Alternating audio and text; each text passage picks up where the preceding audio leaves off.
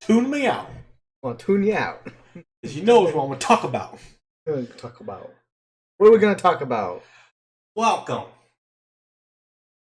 to, we're still catching up on the name, but we have, on trial notes, welcome to Ronald and the Shock Doc Football Talk. Going to come at you guys twice a week. We're going to talk, today is going to be college football. We're going to try to do it every Sunday for the past college football week. And then we'll probably go about to every Tuesday and Wednesday for NFL and upcoming. So Correct. We got a segment for you guys. We're trying out anything like that. Thank you guys. We are live right now in Kelly's in the Shock Docs streaming, and please write down questions, you guys. At the very end, we'll answer them as best we can, and then take it away, Shock Doc. Also, guys, this will be uploaded to YouTube as well. So if you have any questions after watching this, please leave them there, and we will do our best to answer them on there, and we will probably answer them on our next segment if we feel it is important enough to actually talk about on the show. So without further ado, we're going to be talking about all the top 25 games. We're going to talk about what we saw in each game and everything like that, and we're going to take a little break afterwards. We're going to talk about the Pac-12. Like we said, big Pac-12 guys. As you can tell, he reps the University of Washington Huskies. We'll get to that later. And I represent the Ducks of Oregon. Shout out.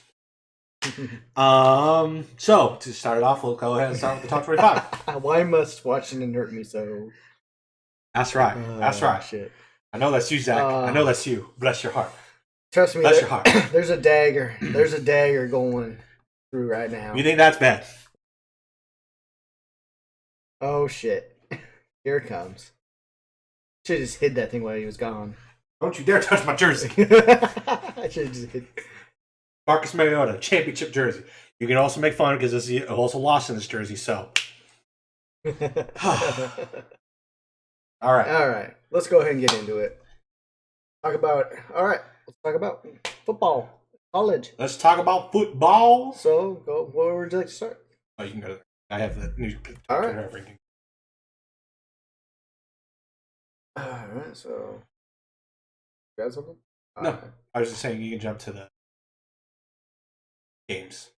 Oh, You want me to? I thought you said didn't have it up, and that's what I thought you meant. Oh, I just saying don't have the new top 24. I'll pull it up real quick. Oh, I have it right here. Go ahead and pull it up. I just was saying. Okay, I understand now. Okay. We're still figuring stuff out. We're still coordinating. All right, so here we go. We're using the ESPN app, by the way, not sponsored by ESPN. Nothing is actually sponsored by us. This is all on our own, guys. So just remember that. Yeah, we're not sponsored by anyone. Although, if this ever gets out to Stephen A., let him know I want to talk football, basketball with him. So, starting off, we're going to go with Coastal Carolina taking it to the University of Kansas Jayhawks. Kansas, you came, you showed up, you tried your best. You put up 22 points on a ranked team. School is not particularly known for football. They are putting up 22 points, but Coastal Carolina took care of business. Nothing much more to say on that. Obviously, next we have Mercer in Alabama, and that's pretty self-explanatory. Pretty self-explanatory. I want to make a point right now. This is one thing about college football I do not like, and that is these top 25, especially top 5 schools playing. And I know you want to get juices flowing. I know you want to get, the hitting in and everything like that. But when you're holding on schedule is just these lesser known programs, and nothing against, again, we're not completely dissing on these lower schools, but like an upcoming game we're going to talk about is something that actually makes me happy about watching college football is the fact of challenging yourself. If you're saying that you're the top 5 team or number 1 team, why don't you put your money where the mouth is before conference and actually, they probably paid them what they thought was good money, but let's be real, it ain't worth it. It ain't worth it at the end. I mean, yeah, you're going to get TV time and everything like that when you normally won't, and, but is it worth getting that butt whooping, though? Probably not. But, again, all about money. I just think if you're Alabama, if you're, and Georgia did it last week, and we have Georgia coming up next, and they played Clemson and everything like that, I say challenge yourself. I say challenge yourself. Prove that you're the number 1 ranked team. Prove that you're a top 5 team. So Alabama taking care of business like they always do. We'll see what comes. They should be starting SEC play soon. Let's see if they're obviously Nick Saban is at this point the greatest college football coach. Got a wonderful program, dynasty, and everything like that. We'll see how it comes. I mean, they could potentially roll through everyone. We'll go. Yeah. Bryce Young again with another 3-touchdown game after I believe last week he had 4 touchdowns. Yeah, but when you play, when you're not playing defenses that are going to challenge you, of course you're going to put up Heisman looking stats. That's my thing. And Mercer could have came out and upset everyone like Montana against UW, but it's different. Like Saban has a well developed program and everything like that. And these guys are designed to play against the best. One person on exactly. Prove yourselves. Prove yourselves. Exactly.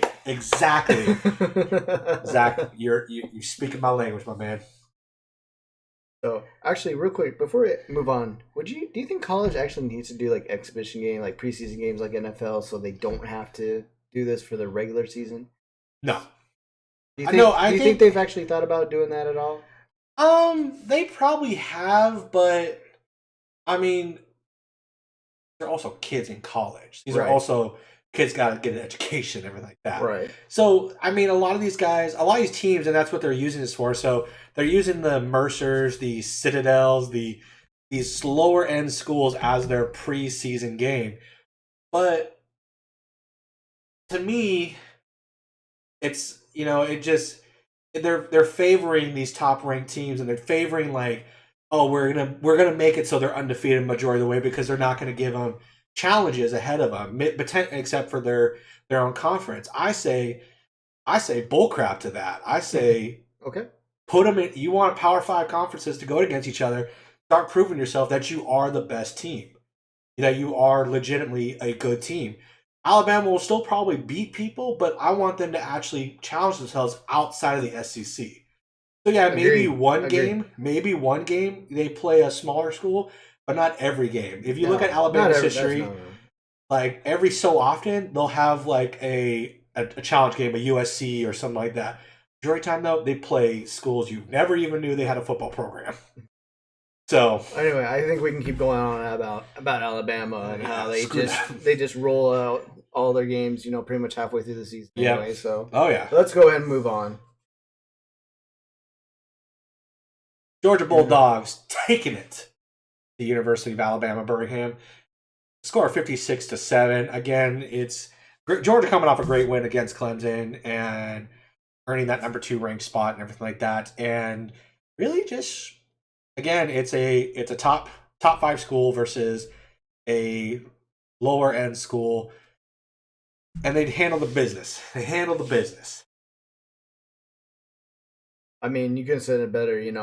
Another top school handling the business. Obviously, this is probably what you're going to hear a lot from us going forward, probably until about halfway, almost end of the season, when we actually start seeing these guys play in higher schools and actually getting challenged. Mm-hmm. So, we will. I know this is kind of get repetitive here a little bit, but it is what it is. I mean, it's what it is. I mean, unless we see an upset, next game. I mean, let's go ahead. This was an upset, right? I mean, this is your team, and I bet you were just flying on cloud 9. But this is what I was talking about. Like, prove yourself. This is a prove yourself game. Ohio State, and if anyone watched it remembers it last week, I said Ohio State is a team that could potentially challenge for a national championship. Let me know if I need to speak. But Oregon, so I was watching it best I can, and exactly. And the great thing about this game is both teams came out. They knew that they needed to prove themselves. Ohio State wanted to show the world that they wanted to remain in the top 5, and Oregon wanted to prove that they belong in the category of top programs. Great thing. One thing I loved about this game is not only Oregon winning. Love Oregon. Do not like Ohio State. Got a shout out from one of my friends who's a Michigan fan saying thank you for beating Ohio State. I told them thank you for beating UW, but we'll get to that later. But Oregon to me looked like. Did you watch the highlights of the game? I never. So Oregon reminded me. They went back and did what they usually did and played that. Yes, it was Logan. It was Logan. Yes. Oregon looked like old Oregon. They played fast. They played a lot of the read option, a lot of the triple option, speed option kind of game. CJ Verdell went off. I'm sorry, I burned my water. He went off for a great game, but Ohio State quarterback kept him in the game, and this was a great game. This is a game that I would consider as one of the best of the week. Not based on just being an Oregon fan and watching Ohio State lose, but two top 25 teams that really put it on the line, and both defenses made great stops when they needed to. Offenses stepped up and made a bunch of plays. It was a lot of back and forth until the very end, and shout out to both teams. Talk about top 25 ranking and things to change and like that, but going forward, a couple things to take away is I think Ohio State will bounce back from this. And I think Oregon needs to keep this momentum. We will talk about the Pac-12 in a little bit, and I'm going to say a quick thing about it. Anything can happen in the Pac-12. So Oregon needs to ride this win through and through, keep it going, and continue the good streak. Like I said, they're going to rely heavy on their run game. That's what Oregon's usually done. Quarterback did really well. Let's just see how he just holds out the rest of the season. And, yeah. Definitely keep an eye on Oregon. Definitely after that, they are going to ride that momentum. They will definitely ride that momentum. Smelling it, baby. We're smelling it. All right, next up. Well, self-explanatory. Western Carolina and Oklahoma. Oklahoma, again playing a school that they can just getting their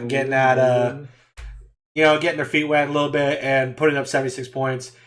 Spencer Rattler went for 5 touchdowns. I know he's a Heisman candidate and everything like that, very high ranked and everything, but I still don't have a lot of faith in Oklahoma. I think someone in the Big 12 can upset them, but I also don't see this team being a college football playoff. So great win for them. Yeah, you put up 76 on a Western Carolina team.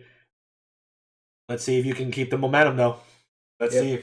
Especially after Ohio State lost. I mean, They could get bumped up number 2, possibly. At least there'll be 3, possibly 2.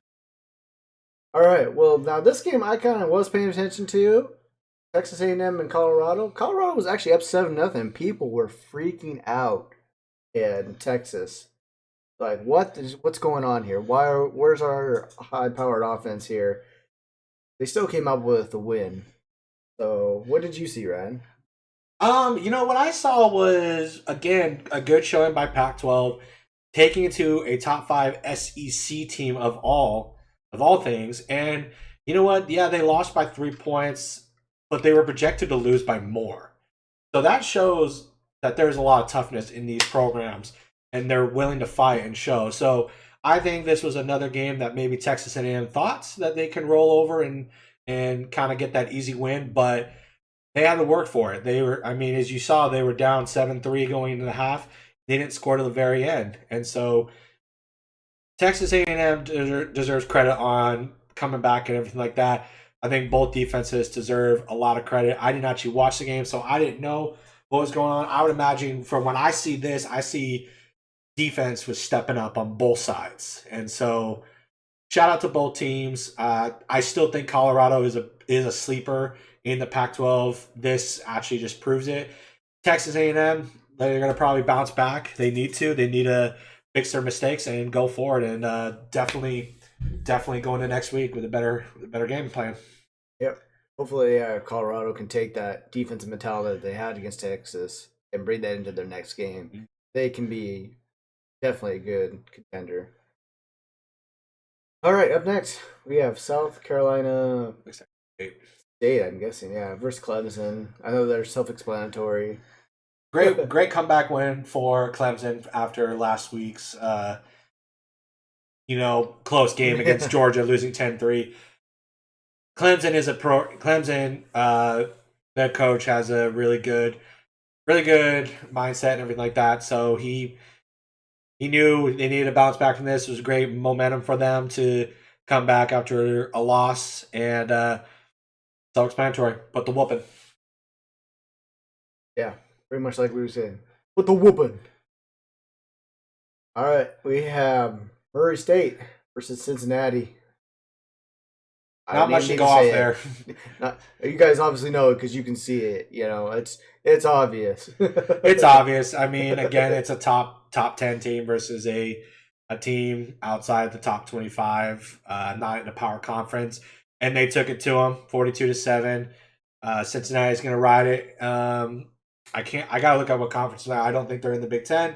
So great momentum, probably going in close to conference play. So they're just they're getting it going. So nothing really more to speak on that. We'll go to the next game. Notre Dame versus Toledo. This should be a sign for Notre Dame fans.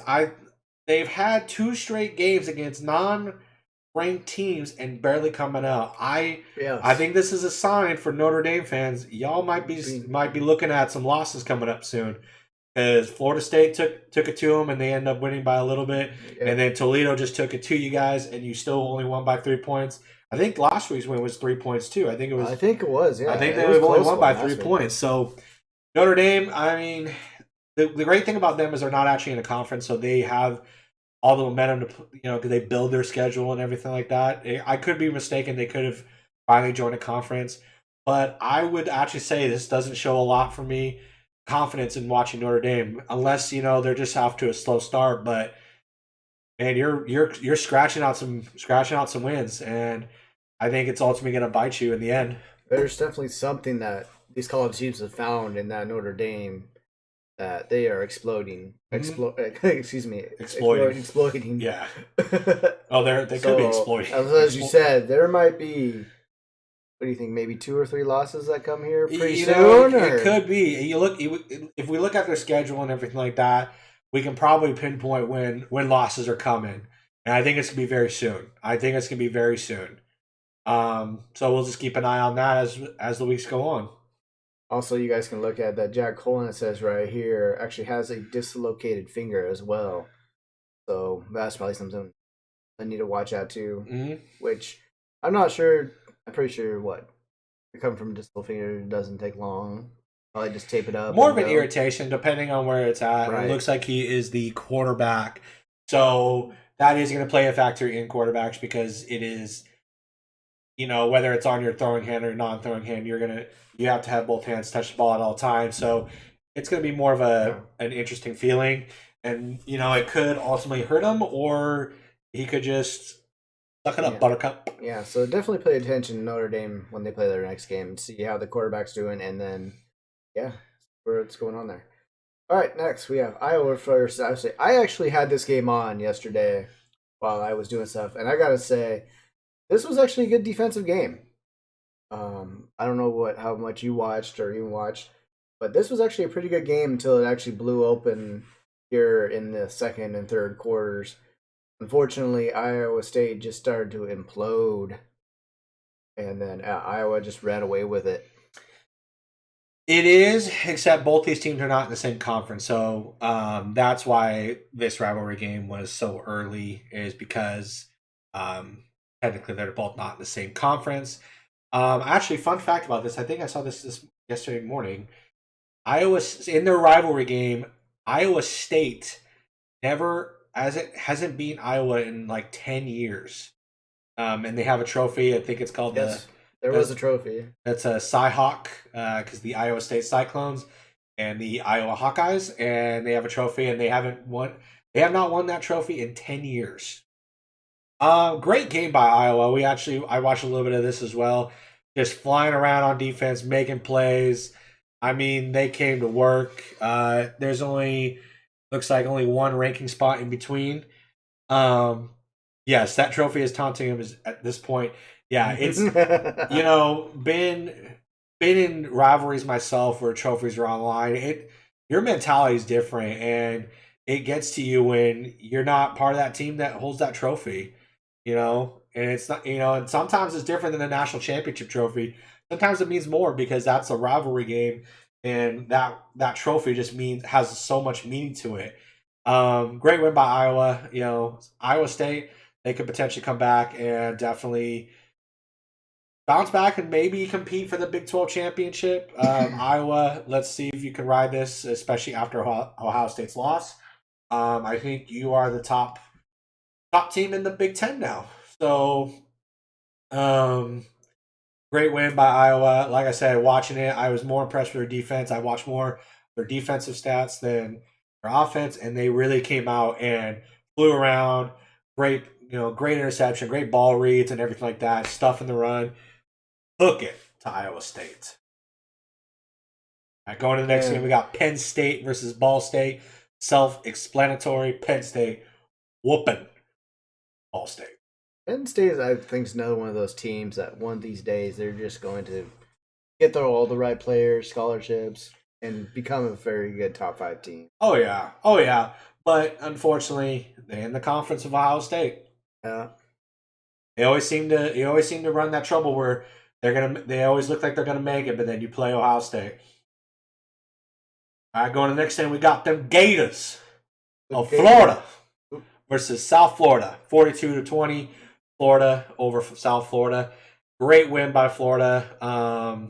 They came out strong in that first. Definitely came out strong and definitely took held off the gas a little bit going to the second half. Could have been letting some of your second string and some bench guys play, which you see that a lot, or sometimes, not a lot, because you get schools like Alabama and Oklahoma that just keep rolling with that crap. Florida, South Florida, making quite a little bit of a run in the second half, but ultimately starting off hot with 14 and 21 points coming into the first and second quarter. Florida, it really just made a whole lot of difference. So, you got anything else on them Gators? Nope. Because I know friends that are Gator friends, and I don't want to say anything. Can't say it on here, unfortunately. Anyway, moving on. Stanford versus USC. We actually were watching this game a bit yesterday, and I would say USC just fell apart. And Stanford just took advantage of it. Well, again, this is another rivalry game.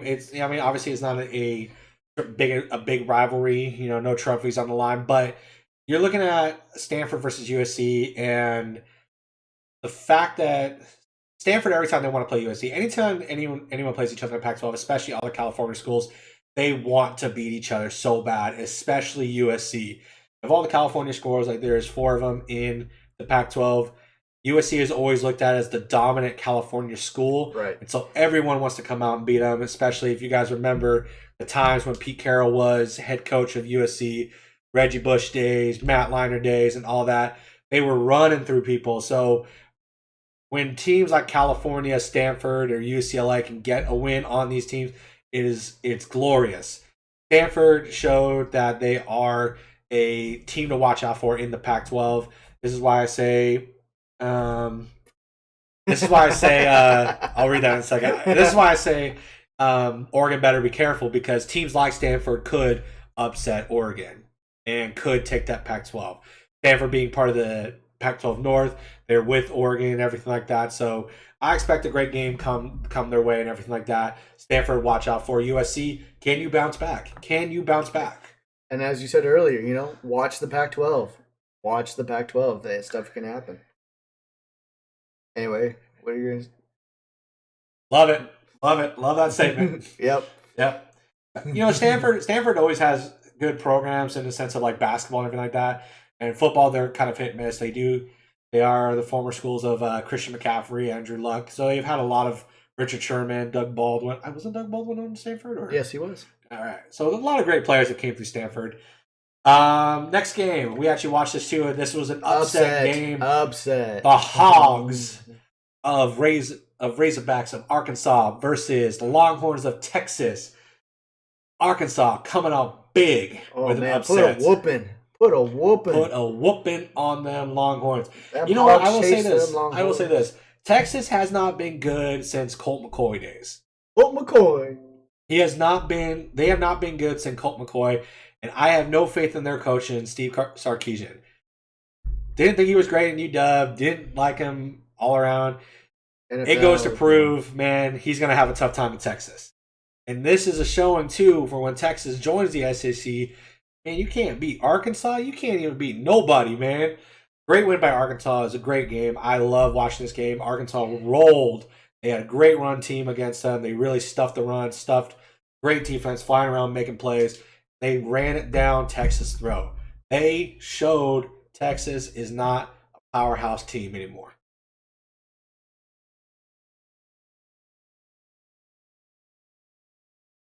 Exactly. Colt McCoy, baby. Colt McCoy. Colt McCoy.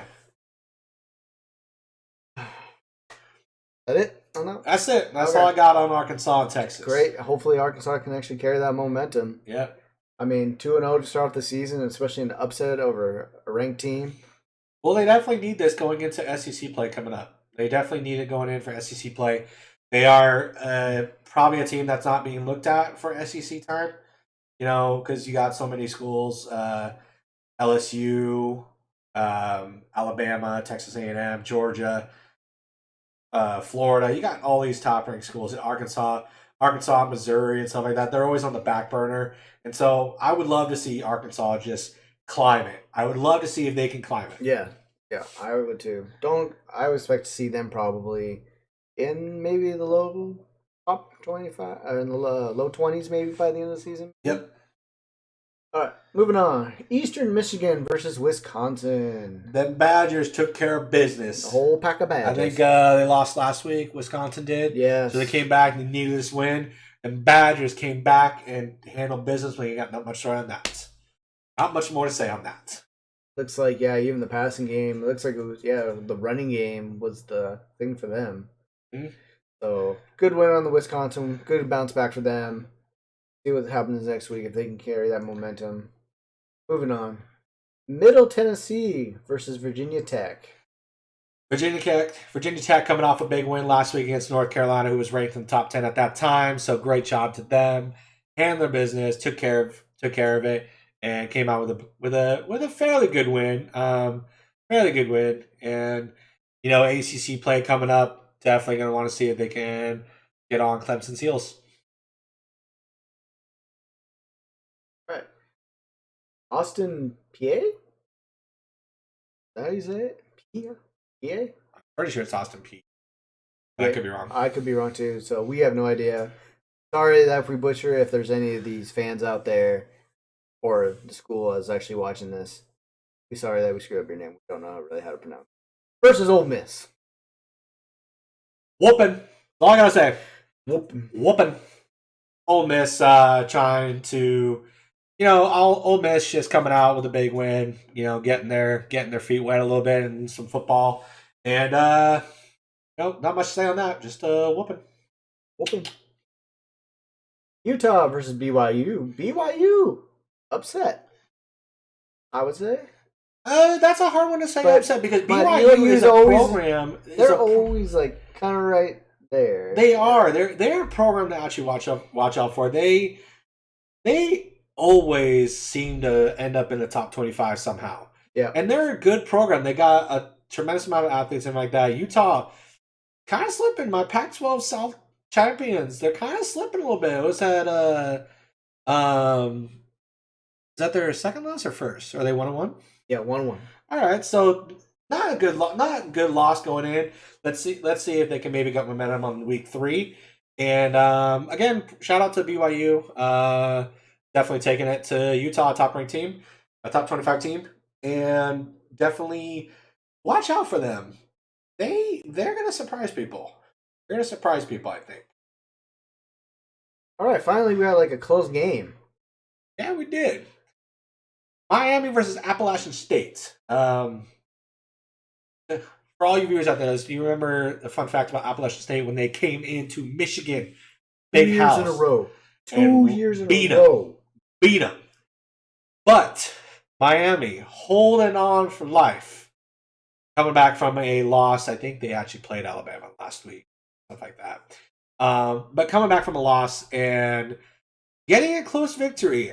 That doesn't show a lot of hype for Miami. Doesn't show a lot of lot of hope for this team of going to ACC play.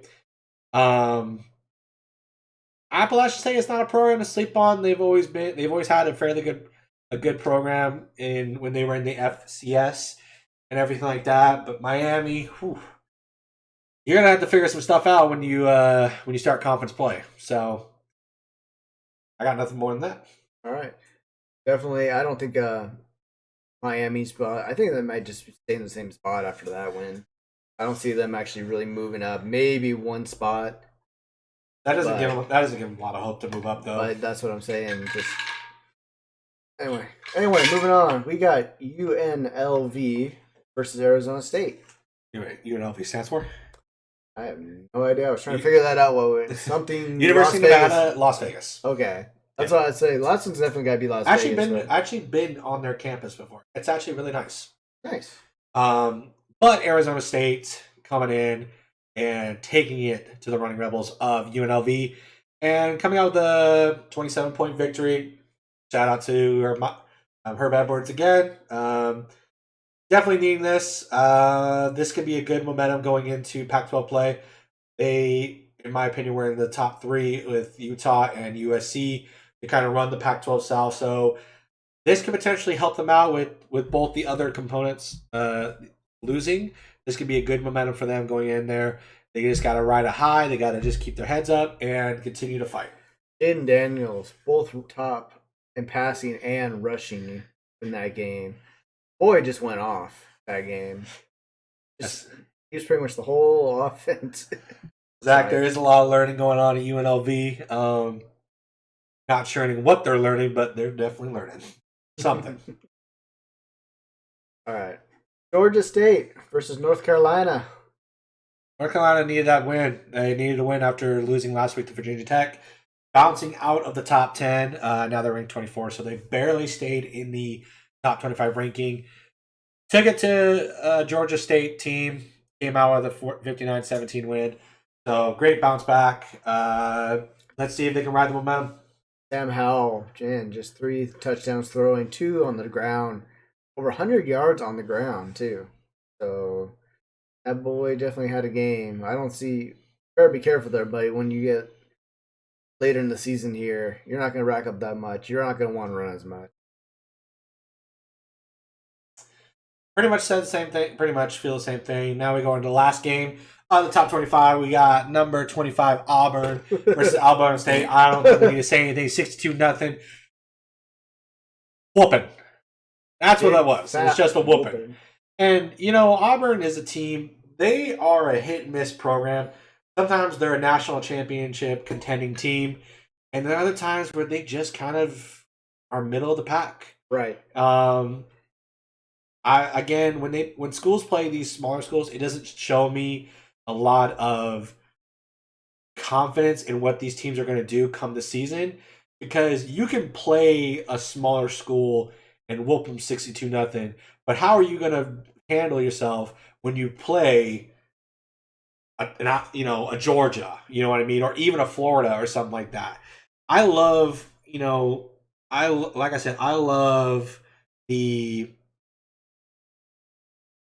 teams, like I said, prove themselves. And you could say that there are teams that are proving themselves. I guess you could say Alabama did play Miami last week.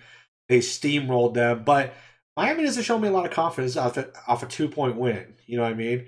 Right. That team doesn't show me that there's a lot going on for them. Now, Texas A&M and Colorado. I have more momentum for Colorado than I think I do in a lot of other teams. Colorado just took it to the number 5 ranked team and losing 10-7. Oregon and Ohio State. Yep. Ohio State still put up 28 points and still lost to a top 25 team. Oregon, though, coming off a big win. That shows me 2 things. One, great momentum win for Oregon, but they need to work on their defense because it's a lot of points to give up on a win. That is a lot of points. They prove that their offense can actually score, but can their defense stop it when it needs to? That's always been Oregon's flaw, is that sometimes they can have a high-powered offense. They do not have a high-powered defense, though. They rely heavy on the scoring. You look at games going up further. Notre Dame, I don't feel confident in them throughout the season. I think they'll end up losing 2 games and knocking themselves out. Texas A&M, they came back and won. So that's a team that shows me there with Texas A&M, they're going to fight. They're going to fight. I think they're a team that can fight with Alabama and Georgia and everything. Now they could potentially get steamrolled, but we'll see. We'll see. So, what are your thoughts of the top 25 teams and what you saw between everything that you've seen in the last 2 weeks? Like, what are your thoughts of all these teams?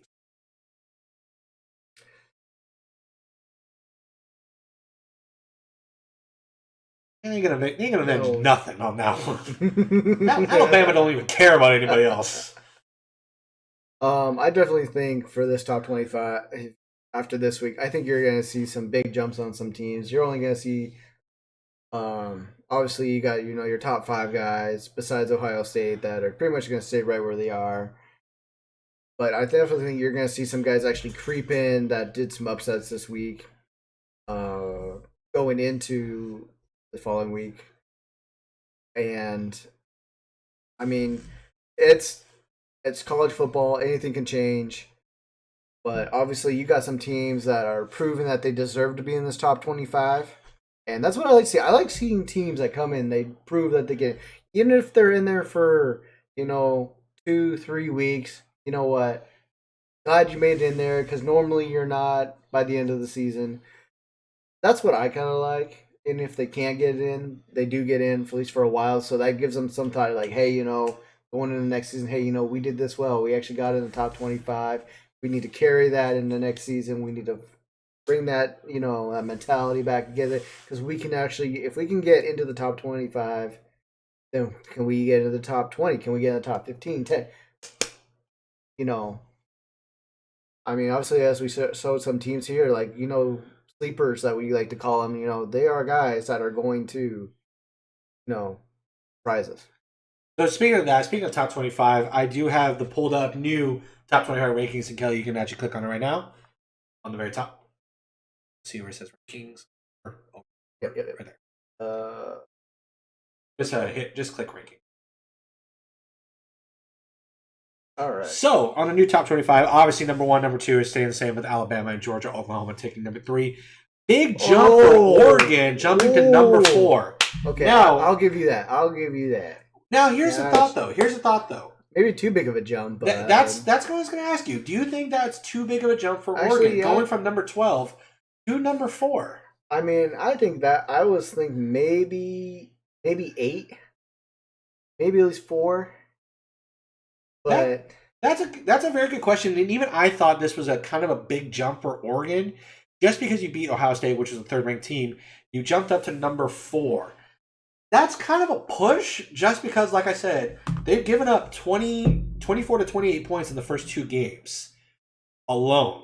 So they are scoring really well, averaging over 30 points a game, but they're also averaging over 20 points a game on defense. I'm happy to see Oregon in the top 4. I would love to see if they continue this and like that, but kind of a big jump. So Let's see if Oregon deserves to be in the top 4. I will always say yes because just being a Ducks fan, but being a real football fan, that is kind of a big jump. Yep. You have Iowa now jumping up to number 5. They jumped up 5 spots, so I think that is well deserved after coming off with a big victory over Iowa State. I think so as well. Watching Iowa play, actually, it does show me that they're a team to kind of maybe keep an eye on. They are definitely someone to keep an eye on. I think I would love to see a program like this enter the college football playoffs. You know what I mean? I think they are someone that you never see that I would love to see there. I think they can surprise people. Maybe not win it, but surprise people. You have Clemson staying well at number 6. Again, this problem with top 25. Sometimes the big name schools don't drop far even if they have a loss. Right. Texas A&M actually dropping 2 spots to number 7 after their 10-7 win over Colorado. Yeah, I kind of agree with that. I mean, they haven't been putting up the numbers that they should be putting. They've had close wins. Obviously, like I said, just edging out Colorado. So I think that's I like the fact that they're actually doing this to the fact of like, you know what, you are in the top 5, but you're not performing like a top 5 team, so we're gonna pull you out. Yeah. So Texas A&M though is not gonna go far. They're not gonna go far away from the top 10. They're gonna stay there. and they're going to compete. I have full confidence that they will. Cincinnati, I'm surprised they actually dropped. Yeah, but then again, who has Cincinnati actually played? That's a good point. I mean, that was my only thought. It's just because they played some low-ranked schools and just I would have thought at least keep them where they were, you know. But at the same time, too, thinking about it, like Oregon, thinking about Oregon's jump. They played Fresno State, which is a team to watch out for in the, I believe they're the Mountain West with Boise State and everything like that in Hawaii. And they also came into Ohio. They came into Ohio State and won. So a lot of confidence in there. So I think it does deserve that a team like Oregon and Iowa, because they both came off really big road wins against top 25 teams, actually top 10 teams, and jumped them in to the top 5 because they didn't just win at home. They came in, they went to their homes and took the wins. So again, I think that's a good confidence thing. Alabama, Georgia, and Oklahoma aren't going to go far from those rankings. They're going to stay there. Right. Then you got into Ohio State taking a big jump, dropping 6 spots to number 9. Does not surprise me that they're still within the top 10 because they lost to a top 25 team. Plus, I think this is a road for them to still be in reach for the college football playoffs. Mm-hmm. Penn State jumps up 1 spot. Much deserved, I believe. Mm-hmm. Florida jumps up 2 spots. You know, Florida, and the reason why I say that's a good move is because the next team that actually dropped 4 spots, and that's Notre Dame. And that's what I'm going back to saying. I don't have confidence in Notre Dame this year. I don't think so. After the first 2 games, I think if they probably edge out another game, they'll probably drop more, I believe. I believe so, too. UCLA jumping up 3 spots. Great for UCLA after the big win, and we'll talk about Pac-12 coming up and everything like that. I was trying to remember who their first win was, but it was against Hawaii. They were a week ahead of everybody. That's why we didn't see them on the top 25, everything like that. But UCLA coming off a big win against LSU. You know, let's see if they can keep this going. Let's see if they can keep it going. They played Hawaii the first game, then played LSU in an upset. LSU though, or UCLA, excuse me, UCLA. They need to really prove themselves going into Pac-12 play. Iowa State dropping 5 spots to number 14. You know, you kind of saw that coming. You kind of saw that coming. It's kind of ironic, you know. Iowa jumps up 5. Iowa State drops 5. Mm-hmm. It's just, but I mean, I don't. If Iowa State continues what they did after that game that I watched, I don't see him being in the top 25 by the end of the. I think they will, because I think they're going to finish second in the Big 12. So they're going to stay in the top 25, but it's going to be within the 15 to 25 range. Okay. Virginia Tech jumping up 4 spots to number 15. I think that's accurate. I think that's right, because this team has been riding the big North Carolina win from the week before and continuing it and showing why they deserve to be in the top 25, competing for an ACC title. Coastal Carolina jumps up 1 spot after their win. You know, a lot of non-Power 5 schools, I love seeing them in here. Unfortunately, they're never going to get proper love. Yeah. Because they're always going to say, well, their conference isn't that strong. As I was saying earlier, you know, I love seeing other guys get in there for a while, but unfortunately, it's not going to last. You know, and something I'll ask you at the end of the top 25 is kind of a question from the past, but we'll talk about that in a second. All right. Ole Miss jumping up 3 spots to number 17. I mean, fair. I think, in my opinion, top 25s are always very, very, what's the word I'm looking for? They're definitely show more love to SEC teams. SEC teams, when they get big wins or when they are even undefeated, you see a lot more in the top 25.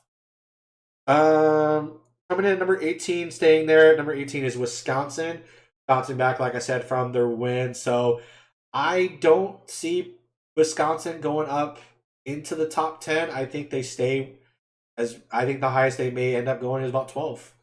Okay. Yeah. Arizona State jumps up 4 spots. I think that's awesome. Again, showing more love for Pac-12. Let's see how Arizona State bounces back. They got good wins. They showed a lot of heart and everything like that. Can they continue to ride it is the big question. They are one of those teams that, man, if they can get hot, they are good. As soon as they start to show some weakness and stuff, it kind of goes downhill. I think a really big jump, depending on where they were ranked outside the top 25, is Arkansas jumping to number 20. Great showing for that. I'm actually happy for them. I think they deserve to be in there after beating Texas. Definitely would love to see Arkansas. It's a program you don't really hear a whole lot of, man. No, you don't. And I would love to see them. I would love to see if maybe this is their year. Maybe they'll compete. I don't see them jumping up any further than past the top 10. And if they do, shout out to the Hogs. Yeah. Jumping up 3 spots after coming back with a win this week. North Carolina jumping at number 21. You bounce back from a loss against Virginia Tech, and you got a good victory this week. Maybe we'll see, how you do and everything like that. Got Auburn jumping up 3 spots. Well, we'll see what happens.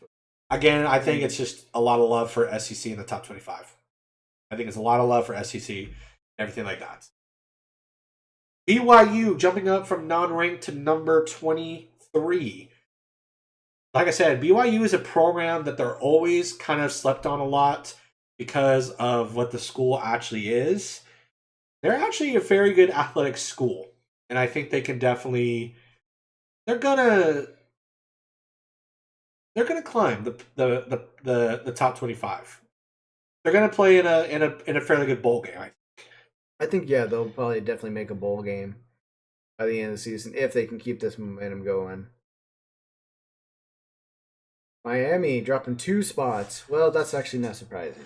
That's not surprising. I'm actually surprised they're still ranked at this point, just because barely getting a win off of Appalachian State. I think it's proving that Miami is not yet ready to stay a top 25 team. I think they're in a rebuilding mode after the loss to Alabama and to barely beating Appalachian State. Then you got Michigan getting in there after their win over the Huskies. Yes, sir, Michigan. Shout out to Logan on that one. I'm not a big Michigan fan. I just don't like it. Except for one of the players. Shout out to him.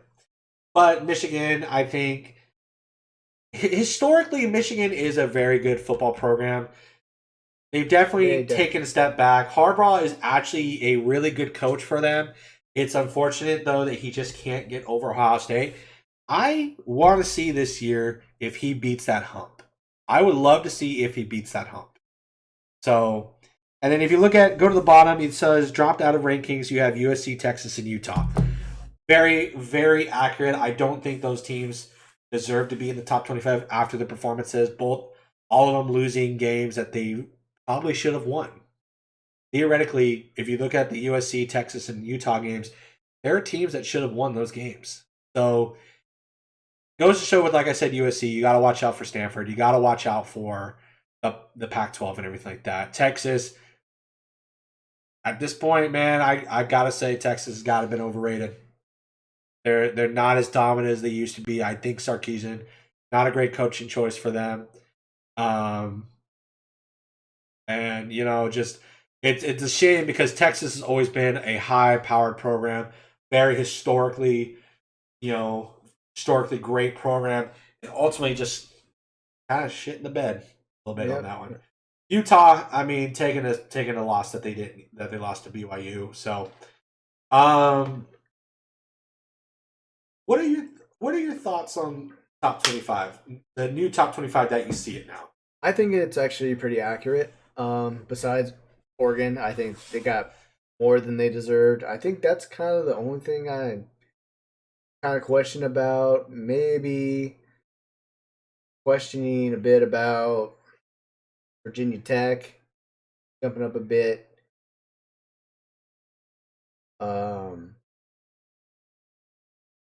Still, like you said, Texas A&M, keeping them in the top 10. I'm kind of like, Definitely don't see Notre Dame probably dropping back down to at least probably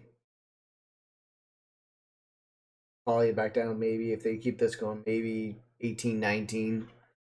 But overall, I think it's actually pretty good, besides those few that I have question about. So my question to you is this: where would you put Oregon in the top 25 now?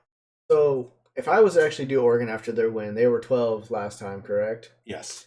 I was actually thinking of maybe at least maybe 8 or 9, possibly 7, somewhere in that early top 10 area. But I think jumping them up to number 4 was way too big. So do you who of the teams that are within the top 10 right now, and you said that you put Oregon at number 9, Right. say, right? What teams do you think are ahead of them after Oklahoma, Georgia, and Alabama? So I would still keep Cincinnati in there. I was actually looking at that too. I'd actually put Oregon over Texas A&M. If they would have dropped more, I would have put them over there. What was the rest of your question? So, I mean, you break down the top 10 right now. So it's Alabama, Georgia, Oklahoma, Oregon, Iowa, Clemson, Texas A&M, Cincinnati, and Ohio State, and Penn State. So I actually I'm rethinking this a little bit. I'm rethinking this a little bit of why Oregon probably deserves that number 4 spot, looking at all these teams. But in a sense, too, yes, it is a really big jump from number 12 to number 4. But thinking about it this way, Penn State, I think, should get moved up a little bit more. And the reason why is because, and I think Texas. So my problem is that when you lose a game, I think you should drop a little bit more, right? So Clemson to me should be in the 10 range, in the 9-10 range with Ohio State. I think obviously your top 30, you can't change it. It's Alabama, Georgia, and Oklahoma. They have all dominated all their wins. Georgia having the closest win of all those 3 teams. And here's the thing that I think about too. Oregon actually did beat they beat the number 3 team. And then you have Texas A&M, who I still think actually should be probably number 4. Because they're undefeated and they've gone out and they had a close win, but I would still they haven't they played a team that actually is more underrated than what people think. So I'd still say you put them at number 4, right? I'd say Oregon goes to 5. I say Oregon goes to 5 because of the win against Ohio State. I think Iowa goes to 6. I think Penn State goes after that, and then you go with those teams that are lost, and Cincinnati going right after Penn State. Only because Cincinnati hasn't played a team that they really competed against them, and so I discredit that a little bit. Yeah, obviously, like I said, second week, these guys have not yet to play. Only a handful have actually played real teams so far.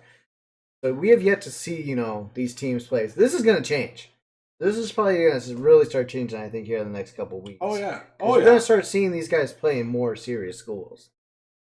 So, but yeah, I can actually go with that too. I can see you said putting them at number 5. Yeah, I said put them at number 5 because they did beat Ohio State and they went to Ohio State. That does show a lot of remark for it. I think Texas A&M doesn't drop that far though. I think you do put them at number 4 because they are undefeated. They were a top 5 team to stay undefeated and everything like that. So theoretically, bump them up 1, right? And if they have another close game, maybe you bump them down a spot. You know what I mean? But I don't think. I'm a believer that if you lose a game, you don't get this love of, oh, we're gonna still keep you in the top 10 and potentially play for national championships and everything like that. You gotta earn it. You know what I mean? You gotta earn it, and they have earned it through the years. But this is a whole new year. Right. This isn't what you did 2 years ago with Trevor Lawrence. This is now. This isn't when you had Justin Fields or Ezekiel Elliott. Now you have these guys, and you got to prove yourself. So. Is Oregon a top 5 team? Yes, at number 5 at best right now. Okay. They're probably they probably rightfully deserve that number 4 ranking. But again, the biggest thing with Oregon is their defense. They got to step it up on defense. They have a great duo at running back with Dye and Verdell. Quarterback, I can't remember his name, but I know his last name's Brown. Great guy. He reminds me a lot of a Darren Thomas-like guy from back in the Chip Kelly era and everything like that. So, So as we get into top 25, and we're talking about a lot of teams that weren't in the Power 5 conference, my question to you is a blast from the past. Had college football playoffs existed, you remember when Boise State was running through people? Yes, I actually do kind of remember that. Yeah. Kellen Moore era and all that stuff. Yep. Do you think that they would have benefited the most out of that? Definitely. You think so? I think they would have. I think so too, because I think Boise State, Chris Peterson, former UW coach, former Boise State coach, he's a great coach in mind and took two schools and put them in championship caliber. Exactly. Tanks. That's why I'm looking. That's why I would say that, definitely. Now, my question to you is this. I'm going to say this as not a fan of UW, but I think if Jacob Eason was there for all 4 years of Peterson's time, I think they're consistently in the college football playoffs. So you're saying, like, if Jacob would have taken after Browning and Peterson was still around, I think, yes. I think we probably would have been good contender. I think Easton would have been able to develop, obviously more. We only had him for the 1 year, and now he's the backup to the Indianapolis Colts. I think he actually does show some stuff. He does have some good pocket presence. He actually's got a really good arm. I think if he would have stayed under Coach Peterson, at least 2-3 years minimum, if he couldn't go all 4 years, he would have been probably at least a top 10 quarterback. So I think him and Browning were actually around the same time when they entered college and that. I believe this, and love to hear your opinion. Eason starts up with Browning. Browning doesn't see a lot of time on the field. Okay. I say that because Jacob Eason has a more prolific style of himself. The 1 year that he played actually played a full season in Georgia, and yes, it could have been that he was 1 year older. I think he was 1 year older. But if you look at the mechanics, you look at the play style and everything like that, Jacob Eason actually did really well in Georgia and took him to a bowl game, and I believe he won it. And then he went to the Pac-12 and went to UW and actually put up some really good numbers for UW. I think Chris Peterson gets him in. I think Browning starts 1 year. I don't think he starts ever after that. I think if Easton probably would have came in sooner, yes, because one of the main things I actually remember about Jake Browning was his arm strength.